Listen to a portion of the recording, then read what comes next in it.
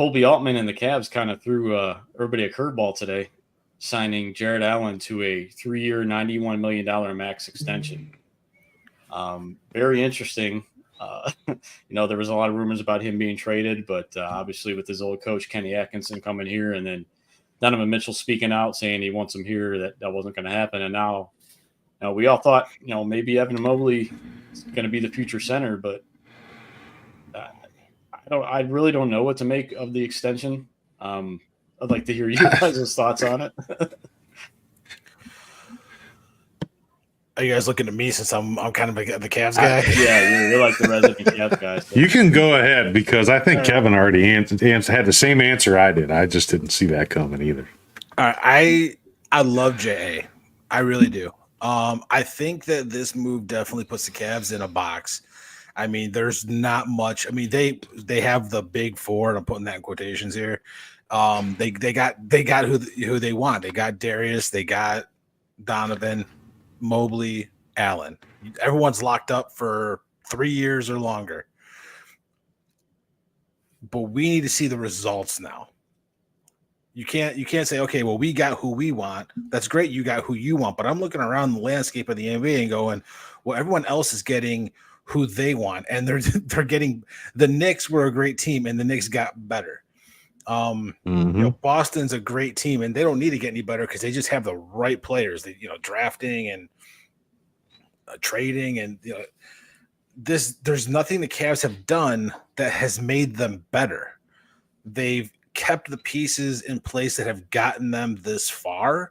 The Cavs a playoff team? Absolutely. But the Cavs are they need, and I'm not going to sit here and pound on the table. They need a wing, even though they need a wing. I know we drafted Tyson, but is he the wing that, is he going to be the starter?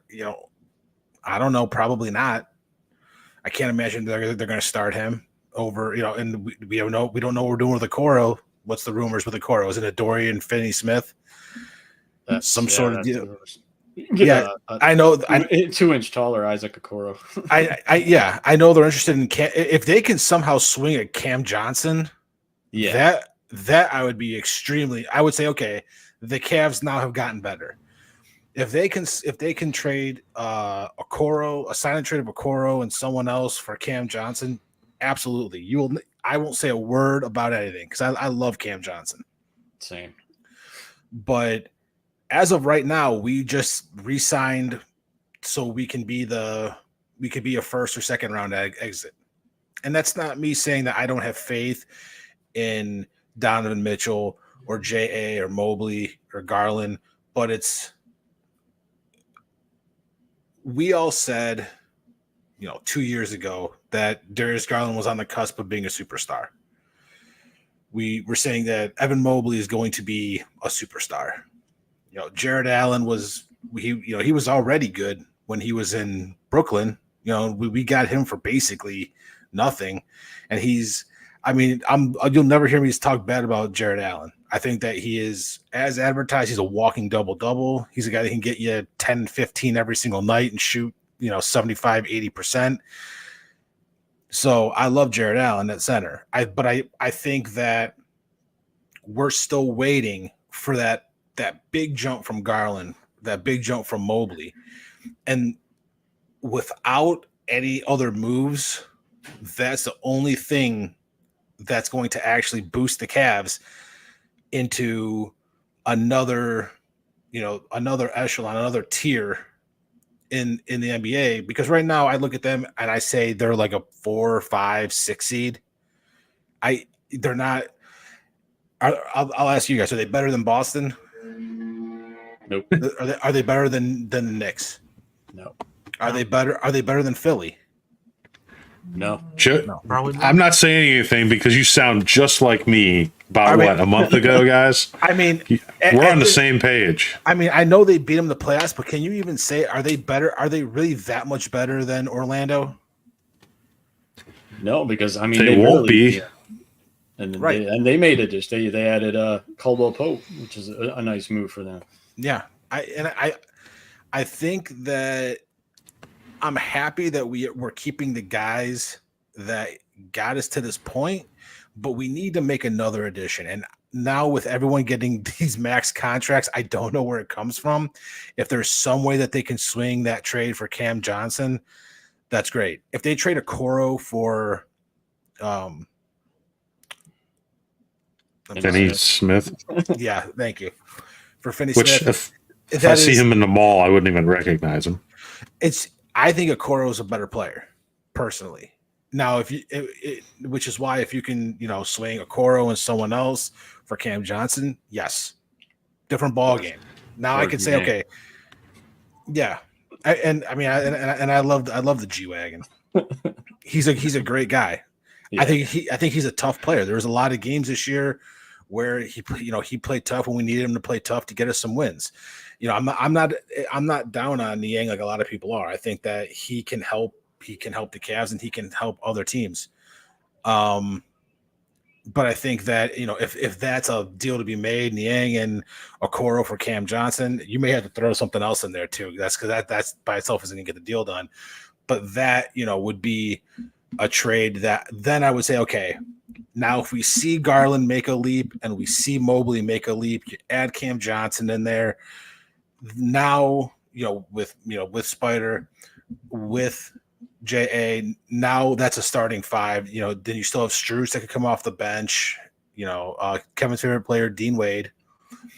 Hopefully, his jersey behind you. Hopefully, Ty Jerome is healthy this year, because I thought that was a great pickup last year. Yeah, and we just, unfortunately, he was hurt all year. I had the same amount of minutes as Ty Jerome. Yeah, worst ankle injury of all time. You have the same amount of you have the same amount of points as Ty Jerome had last year. But that was a good pickup, and unfortunately, he was just hurt all year. So whatever the problem was, I think that if he is healthy this year, he's going to be a very nice addition. I think Sam Merrill, if you still got guys that can come off the bench if you make a trade for someone like Cam Johnson. But if you don't make any trade, you're praying that Garland and Mobley make the jump that we were praying they were going to make last year and 2 years ago. So it's basically where it's at. Are they going to be a playoff team? Probably. Are they going to make a splash? No. Am I glad JA got an extension? Absolutely. I think that he absolutely deserved it. I think that he'd probably deserved it as much as anybody. Okay. I mean, you could say what you want about him and the playoffs and his rib injury. You know what? If he didn't feel like he could play, who are we to say no? Get out there and break your rib more. I'm not gonna demonize a guy for not wanting to play injured. However, that's Ty Jerome. That's Ty Jerome. He said he got the amputation. Thanks for talking about me, Joey. Jarrett Allen has been the most consistent player on the team. Whenever Mobley's been down, Jarrett Allen steps up. When another player goes down, Jarrett Allen steps up. When everyone's healthy, Jarrett Allen is still getting you 15 and 10. So if anyone on that team deserved an extension, it is Jarrett Allen. And, if you didn't want to trade him, I get it. Obviously, Donovan Mitchell didn't want to trade him. And then what do you want to do when you're the front office? You want to keep your superstar happy. So why are you going to trade an all-star like, Jarrett Allen was an all-star, what, a year ago? 2 years ago? A couple of years ago in Cleveland. Yeah. Him and Garland. Yeah. Yep. But Jarrett Allen was an all-star 2 years ago. And your superstar now wants to keep him. Okay. Well, I'm not going to argue with it. So, and it felt like last year was probably his best season. I think he could have been an all-star last year too. He got snubbed. Yeah. There's a lot of good centers in the East, but I think Allen's probably in the top three. I mean, Embiid is definitely one. Derek left, maybe. He was the player to be named later. Yeah, Derek was a player. I thought you got taken, Derek. Didn't even say goodbye or anything. Just left the field. I'd say probably Bam Adebayo, but I almost look at Bam more like a power forward than I do a true center. But I just can't think of any centers in the East. No, I would say, Joey, I'm very, very much with you. Allen deserved the extension.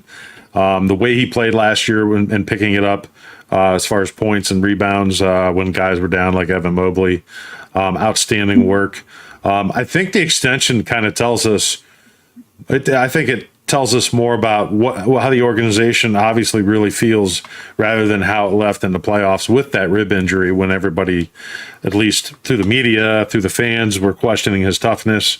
I was concerned with it too. Like, why can't you just shoot up and get out there?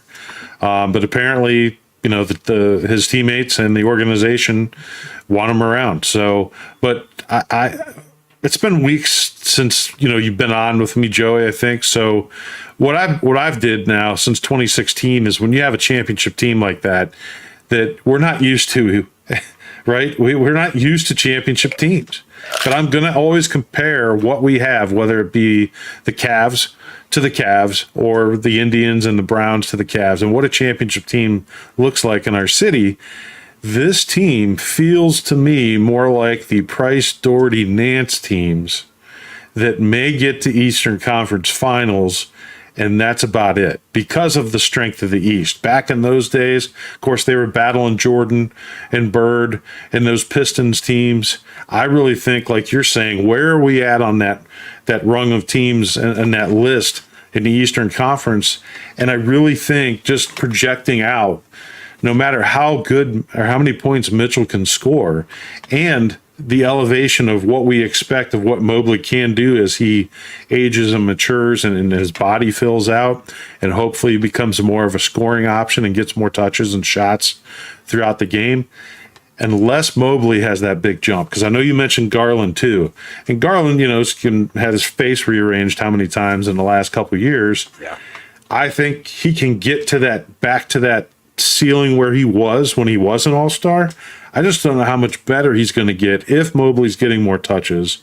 Mitchell's going to be Mitchell. Allen, will go ahead and not have to take as many shots. So maybe his points come down the same way at Kevin Love when he joined the Cavs, where he wasn't as much of a scorer. He was the third option. So my point is, I think no matter if we don't make some kind of move, this is more like a team that we really like, where we like the players and we enjoy the basketball, but I just don't know if we're good enough to be at that championship level of what we had at 2016, to where we can get past the teams that are now in the East that LeBron maybe didn't have to face on his second attempt back in Cleveland.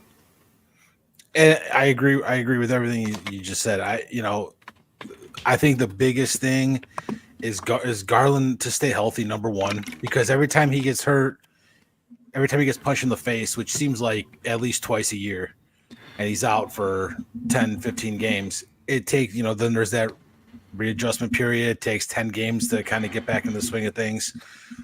And we can't afford that. And then number two, Mobley needs to take a monumental, it's not like a small leap. Mobley needs to take a massive leap this year. He needs to be a over 20 point per game scorer, with 12 boards, 3 blocks, a couple steals. I mean, that's average. I mean, that's where Mobley needs to get to. So if he gets to that, then I can understand, or I could see the Cavs, maybe moving up to that 4th spot. But so I'm looking at Clarence Wilson's comments. Corey Snyder. Hey, Corey was just at the National signing autographs, so. But like I said, again, I don't know if I see that big of a jump ahead. It's possible, but to me, the best thing they could possibly do is try and trade for someone like Cam Johnson before the season starts. Outside of that, you're praying that Garland, like you said, how much more can Garland do? Donovan's going to score 25 to 30 a night, maybe more. how much work could Garland do? Assists maybe. If Garland can get back, what was he 2 years ago? He was like 20, 22 points and like 9 assists or something like that. If he could get back to that with Mobley, averaging over 20 points and whatever, that's a different conversation. But again, I still feel that they need another piece. I think they need another starter. I don't want to be the guy banging on the table saying they need a wing, but they need a freaking wing, man. Then that's just the way it is. Well, I think the trade to be made for Cam Johnson is Karis LeVert and Isaac Okoro. But the question is, do you want to use Karis LeVert's expiring contract now, or do you want to wait till the trade deadline and maybe there's a better piece available? You know what? I'll tell you right now what I would do. Go ahead and start talking about something else. I'll pop in a second. Because I think the biggest thing that you need to look at when you're doing, when you're talking about, would you do it now or would you do it later? Is I don't know what Cam Johnson's contract is right now. What the I know what the number is. I don't know the years. Right. Keep talking. I'll look it up. He still has 3 years. So yes, I would use Karis LeVert right now. A LeVert and a Okoro if you could for Cam Johnson, yes, because then you have 3 years of Cam Johnson, and he's only I think 26. Excuse me. Yeah, I'm sorry. He's 28. Yeah, he's signed through 2026-27. Yeah, and I mean he was on a pretty terrible Nets team, and they were rotating him in and out like crazy, and he really wasn't getting he was getting more minutes at the end of the season and wasn't getting so many minutes in the beginning, but still managed to average almost 14 points, 3 assists, 5 rebounds, and shot almost 40% from 3. And that was splitting time like crazy. I think he was averaging like 26 minutes. So I think that I absolutely would. I think that there's a big upside with him. He's 6'8". Get him on the floor with JA and Mobley and Mitchell and Garland, and I think things are going to open up for him. And I could see him being a 16 to 20 point night guy too. That I think that he's we talk about pieces like we talked about Thomas with the Guardians. I think Cam Johnson with the Cavaliers is a great piece. Right fit for the team, but we'll see. I don't think I think that everyone I love LeVert. I think the Cavs love LeVert. The front office does. I know Donovan Mitchell does. The whole team does. So I don't think that they're going to trade him, unless it's for a bigger piece. For me, Cam Johnson, I really like him, but I don't know if he's worth LeVert to the front office. And I think getting Giannis back in the East, got to have somebody to guard at that 3 spot. Yeah, and I think that's another team. Giannis healthy with Dame. Are the Cavs better than the Bucks with a healthy Giannis? No. Now the Cavs are the 6th ranked team. Now you're in my neighborhood, Joey. Yeah, because that's where I've been. Now you're. I even threw Indiana out there. Yeah, Indiana's coming. Yep. Keep talking. They're going to be in the play-in tournament soon. Hey guys, and don't forget, keep in mind the best players in the world are over at the Olympics right now, and we don't have one over there. Donovan Mitchell should be on that team. Here we go. Tell me right now. Hold on, Joey. That this is why James compared this to the Mark Price, Brad Daugherty teams, because they did not have a number 1, and he thinks this team doesn't have a number 1 either. I said Mitchell is their number 1, but when you compare him to the other ones, and just even in the East, no, it is. Just tell me right now: is Donovan Mitchell better than Derek White? Yeah, but he needs. Then why isn't he on the team? I want to know: was he offered a spot or not? Maybe because he stayed in Cleveland. And it's Cleveland versus the world. Yeah, because it's a hot vacation spot this summer. It's Cleveland versus the world. I think I saw Yannick Noah out on Lake Erie on a paddleboard. Or Joakim Noah.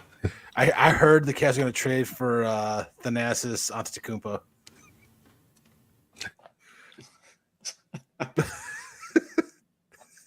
Yep, that's right, Clarence. I see you, Clarence. I see you. That was for you. No, Donovan Mitchell is better than Derek White and should be on that Yes. team. But Agreed. I understand the reason that Derek White is possibly, I shouldn't say possibly, in my opinion, he's the best defensive shooting guard in the NBA. I mean, that guy plays like he's 6'10" and he's 6'4". So absolutely, I'm not taking anything away from him. He 100% also deserved a spot on the team, but he is not better than Donovan Mitchell. Donovan Mitchell's better. Donovan Mitchell could have been on that team. So it is what it is, but I'm not going to sit here. I think Donovan Mitchell's better than probably like 4 players on that team. But Derek, I know you kind of cut as out a there. scorer. Any thoughts on JA signing? Like Joey said, it kind of ties their hands. You have the big 4, and then you need Strus to step up. You need LeVert to step up, or you hope that you can get a Cam Johnson in a trade. But I feel like if that was a viable option, Kobe Altman would have done it yesterday. So this may be the team that we get. You hope that you can flip Okoro for someone, because I don't see him coming back in any scenario. But yeah, I think that the big 4, and like Joey said, you have to put that in quotations, but that is the Cavs for the next 3 years. And then you hope that some of the role players can kind of step up and do better than they did this past year, or it could be a play-in tournament situation, barring injury for the people ahead of them. But on paper, there's at least 5, maybe 6 teams in the East that you could make a very strong argument are better than the Cavs, at least on paper. And here on July 31st, that's about all we have. And Derek White spells his name wrong, so there's that. I like it. If we can't strike a deal for Okoro, I am very interested in seeing what someone is going to pay him. I want to know what he is actually worth. Because I think someone will give him like $18 million a year. Detroit. Some team is going to. Every year it happens. Every year there's like 5 or 6 players who get a ton of money, and I'm not saying Okoro isn't worth. Sorry, that's my press star co-host Dean Samples telling me he's going to SummerSlam and SmackDown. So, yeah. But it's every year there's a couple of players who just get overpaid. Now, I don't know what overpaid is for Okoro. He obviously has made big strides, but it's been 5 years, 4 years. I really like Isaac Okoro. People forget he's still only like 22 years old. He's still a really young player. And you know who I hate to be, I hate to say this because I know I'm going to jinx it. Okoro always kind of reminded me of Jimmy Butler. Like, it took Jimmy Butler like 6 or 7 years before he became Jimmy Butler. Like, he wasn't a guy that like came into the league, lit it on fire, and he was just an automatic. No, it took him a long time to become Jimmy Butler, to become the good, as good as he is. And Okoro, yeah, but I think he had it inside of him, though. It just didn't come out yet. I don't think Okoro has that killer instinct. I think you could send him to the charge and he'd be lucky to get 22 a night. Oh, come on! I don't think he has that score. I don't think he has that scoring dog in him. I think Okoro would score 45 a night on the charge. I could score at least 15. That's a joke. Can't wait to see this. I want to cover that game. Joey on the block. Kevin, get me. I need a media credential for that night. That is an absolute joke. You know what? I actually I want to see Amani Bates get some minutes this year. Yeah. I really liked Bates last year, and I think that he got better with the charge, and he had a really good summer league. and I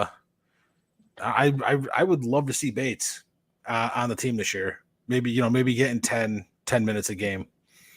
Well, I mentioned it. If the two guys we've been waiting to kind of step up, the two young guys with Bates and then Luke Travers. Travers ain't coming. No, I mean that's two guys that fit that prototypical size wing that they're looking for. But, Bates, Bates has he's got the height. He's got a short arm span, and I know that sounds weird, but that's a big thing when you're talking about small forward. Is just the ability to shoot over people and get blocks, stuff like that. But Bates he also has just an ability to he learns. Like, he's such a quick learner. I think that, college aside, obviously what's done, that happened. He came back better for it. But he is a quick learner, and he knew last year. I remember I was talking to him, and he said, he was in no rush to get to the NBA. He's like, I want to learn. I want to play for the Charge. I remember I asked him, what if you had something to say to the fans, what would it be? He's like, go Cavs and go Charge. He was the only player, that I interviewed that was on, that played for the Charge that said go Charge. Like him, he knew that he needed to learn, and that's exactly what he did. And when you have that mentality of, okay, I know I'm good, but I know that I'm going to be better, and I know what I have to do to become better, that's when you see players like Emoni Bates, who was a second-round pick, and you had guys like Kevin Durant coming out saying how much they liked Emoni Bates, on draft day, and to see him put the work in, know what he had to do. I think that you're going to see the fruit of that labor at some point, whether it's this season or next season or somewhere down the line. I think that's going to pay off. I think if you do end up making a trade, I think you'll see more Craig Porter as well. Because I think you can not only plug him in, obviously, at point guard, but you could put him at the 2 as well. So I think that would be, if you lose a Niang or Okoro, LeVert, I think that Bates and Porter can potentially step up if we trade for a guy, like I said, like a Cam Johnson. Because outside of that, there's no name that I could think of that is available that would make the Cavs better. No, and it's nice to see Emoni Bates humbled now, and with the whole different attitude, because in college it was give me the ball, get out of the way. I'm the only player you got. But now he knows he needs to get better. He knows what he needs to do, and he's done a complete 180 attitude wise now that he's in the pros, which is a good sign for sure. What you said about the Cavs getting better, it's not just them getting better than themselves. It's, are they better than the teams we talked about above them in the East? That's going to be the key. Well, like I said, I think that if you add and this is just me personally, I'm not going to sit here and say that I'm, the know-all knowledge of basketball, because that's absolutely BS. No, there's no media person out there who is. I think the best people who talk about basketball are actually the players themselves. But I think from being able to look at, be able to watch games, not just the Cavs, but obviously a lot of the NBA, as I do. So same with the NFL, same with the MLB. I watch as much sports as I possibly can. And my wife hates me for it, but but you can watch someone like a Cameron Johnson on the Nets and be like, he would be so much better on another team. And like I said, you can see his minutes kind of up and down, and he's in the lineup, he's out of lineup, and it's. Then he ends up with just this weird mixed mash of, like I said, of minutes where it's like, okay, he averaged 26 minutes, but if you actually watch the games, it was just really, they get blown out, and they put him in, or they're up by 30 and they put him in, and it's just this.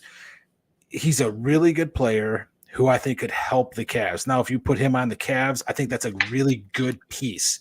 I think he's someone who would benefit from being on the Cavaliers, and I think you would see his numbers go up, and I don't think you would see anyone else's numbers go down.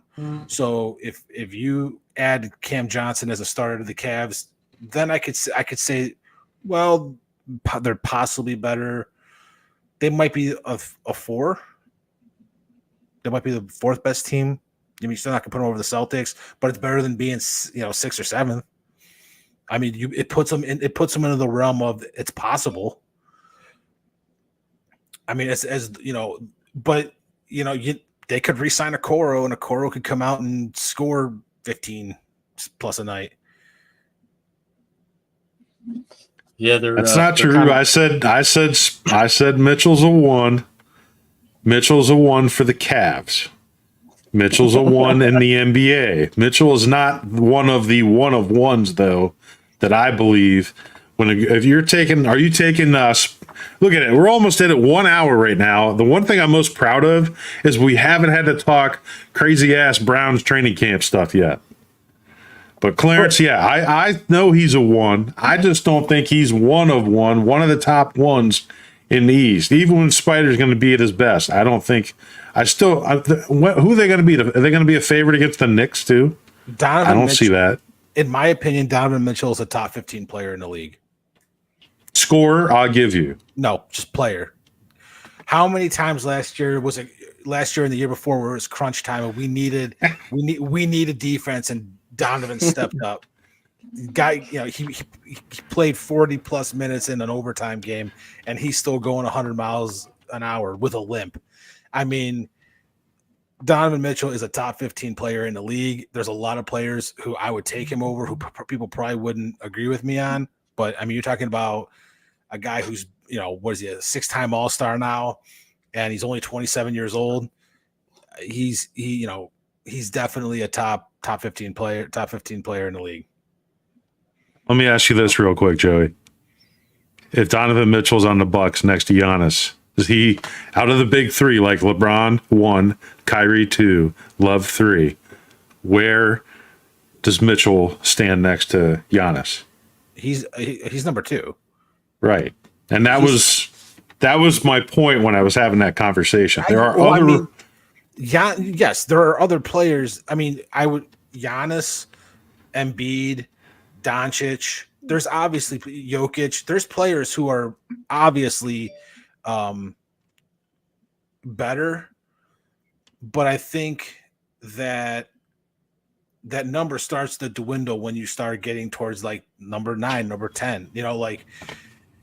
Would you rather have LeBron for a year or 2, or would you rather have Donovan Mitchell for 3 and possibly the rest of his career? I mean, that's that. I mean, LeBron's LeBron, but Donovan averages LeBron numbers. It's not that far of that big of a difference. And it's also position, I mean, he's arguably top 3 or 4 shooting guards in the league. I mean, he's one of the best players by far in the league. So, but yeah, I mean, when you're talking a Giannis, an Embiid, a Jokic, a Doncic, Tatum. I think Donovan Mitchell is better than Jaylen Brown. Yeah, I think I would take Jaylen Brown. Yeah, I think you put scoring wise, sure. I think both. I mean, obviously they play different positions. Jaylen Brown's 6'7", right. Mitchell 6'3", but I think number one, you keep saying scoring. Donovan Mitchell's defense is heavily underrated. That he has had some big time steals, some big time blocks, diving on the floor for loose balls. Mitchell is when he is a dog when he needs to be, and he doesn't let up. I mean, how many times is he like? Have we seen him limping on the court? But he's doing everything he can to win the game. Not a lot of players do that, or they do, and they can't put up still score the last 15 points of a game like Mitchell can. So yeah, obviously there's the number ones in the league, the big ones, but Mitchell to me still top 15, and I think he'd be the number 1 on a lot of teams.